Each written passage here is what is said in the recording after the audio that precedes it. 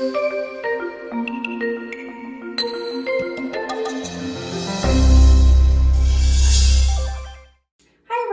Miss Brittany and I'm here from the Clinton-Macomb Public Library to do a special edition of Kitchen Science.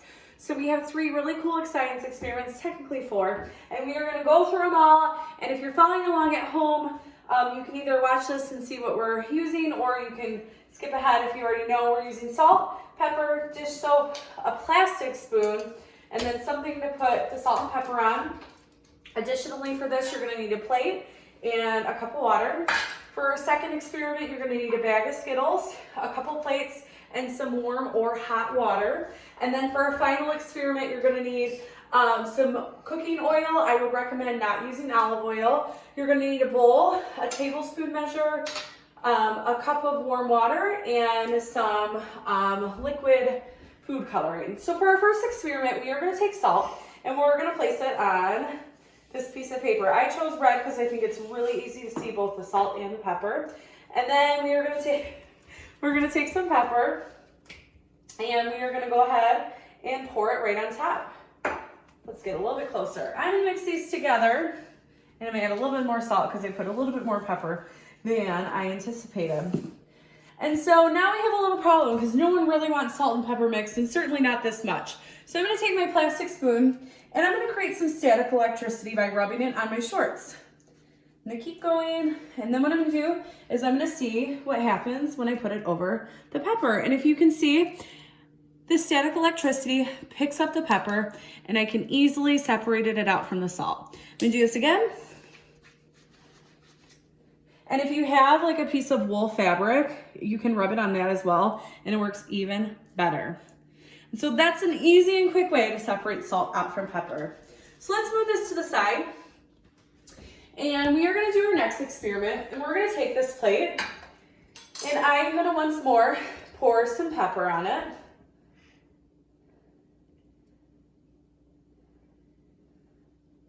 And then I'm going to add some water into this.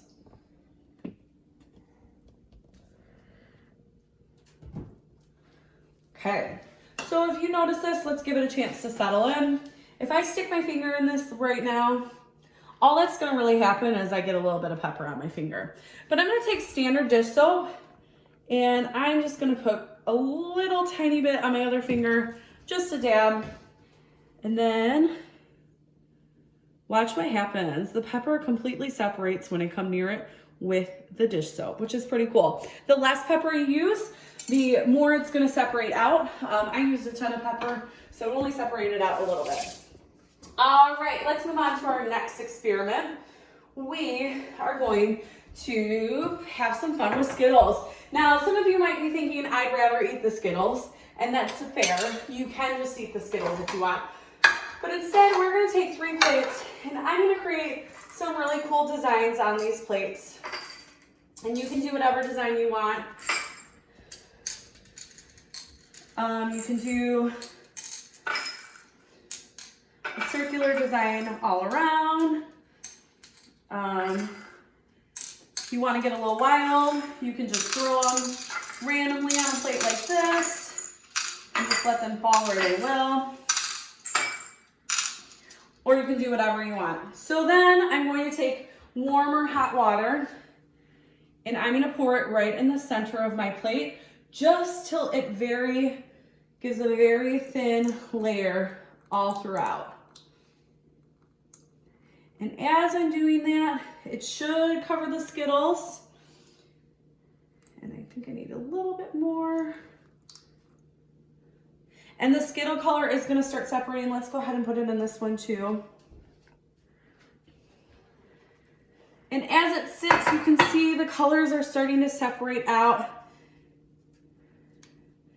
And we have the dyes from the Skittles, the coloring, the food coloring, starting to separate out from the Skittles. And that's a reaction that's caused by the hot water in the Skittles. And so we'll let that sit while we do our next science experiment so we can see how it looks at the very end. So my third and final experiment is going to be fireworks in a glass, which is really cool. I don't know when you're watching this, but 4th of July was just about a week ago for me, so I thought this would be a fun one to do. So what you're gonna need for this is vegetable oil, a cup of warm or room temperature water, a bowl, and some food coloring, and a fork. So for this, I'm gonna go ahead and we're gonna use 3 tablespoons roughly. It doesn't have to be exact.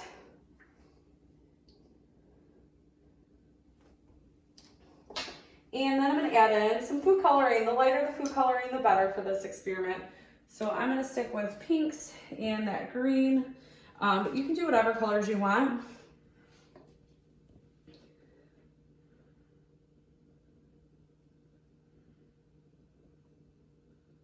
And then I'm gonna take my fork and very gently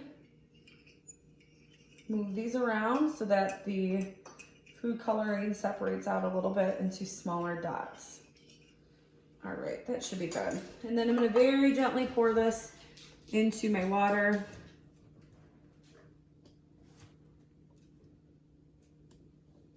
And as the food coloring hits it, you'll start to notice it takes about 30 seconds to get the reaction, but as the food coloring on the top, it doesn't ever mix into the oil. So as it starts to separate into the water, you're gonna see that it creates fireworks down into your glass, which is really just a neat reaction that happens, and you can already see it happening. And if you wanna throw more food coloring at this point, you can do that. It's totally unnecessary, but I'm gonna throw in some blues to see what happens with that reaction.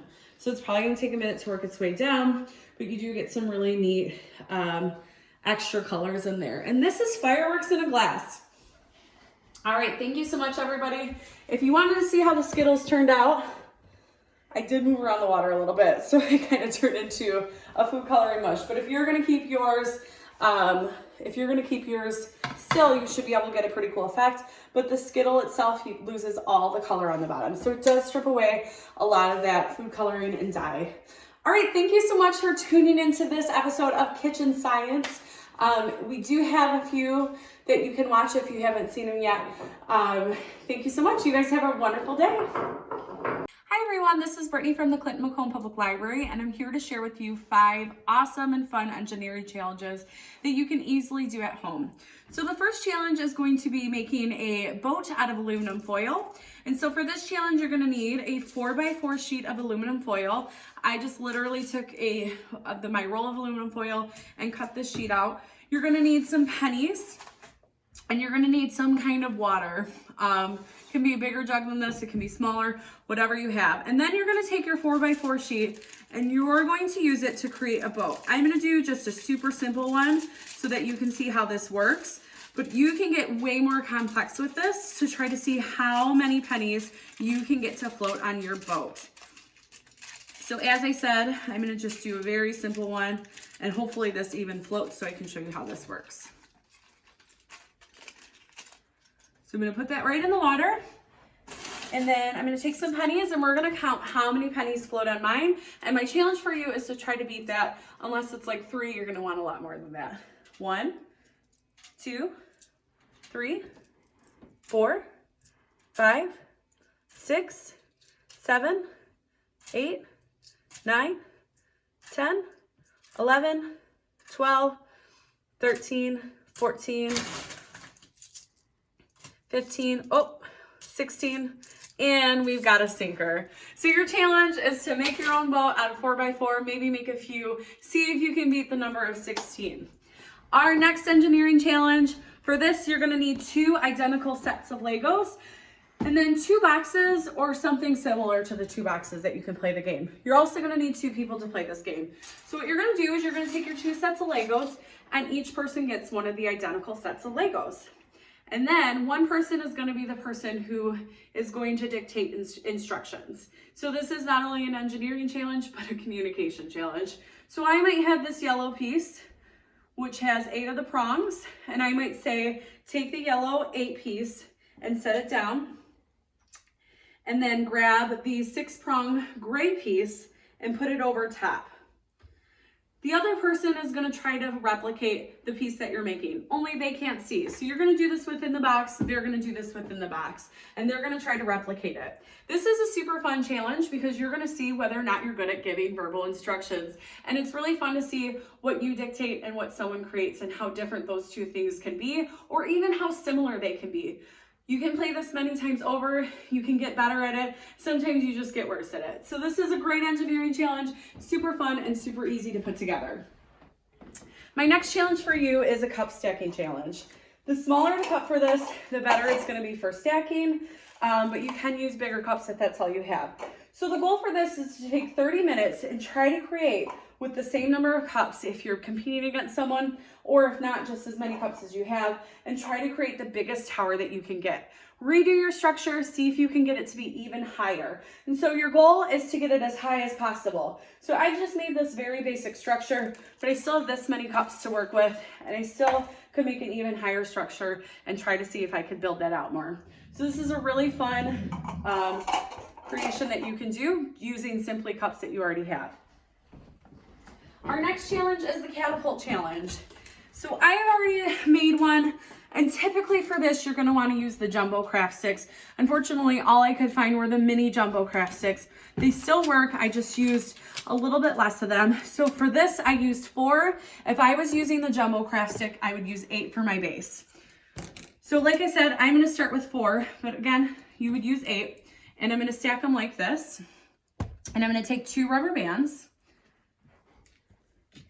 and I'm gonna quickly tie them to the ends like that. And I'm gonna do the other side the exact same way, like that. So then you have all 4 of your pieces put together. And then you're gonna take 2 more identical size craft sticks, and you're gonna put them like this. Now for this step, you can either use 1 rubber band or you can use 2. It depends on how good you are at tying that center. You'll take it and you're gonna just do your crisscross tie, and then you're gonna wanna get it so that it's on the other side as well. If you can't do this, don't worry. Again, you can just use another rubber band. And I'm gonna go ahead and use another rubber band just to show you how that works. So I've got one here that makes this fold. I'm gonna go ahead and do the other side to make the identical fold. And from there, you're gonna see it just crosses through like this. Again, this can be done with 1 or 2 rubber bands.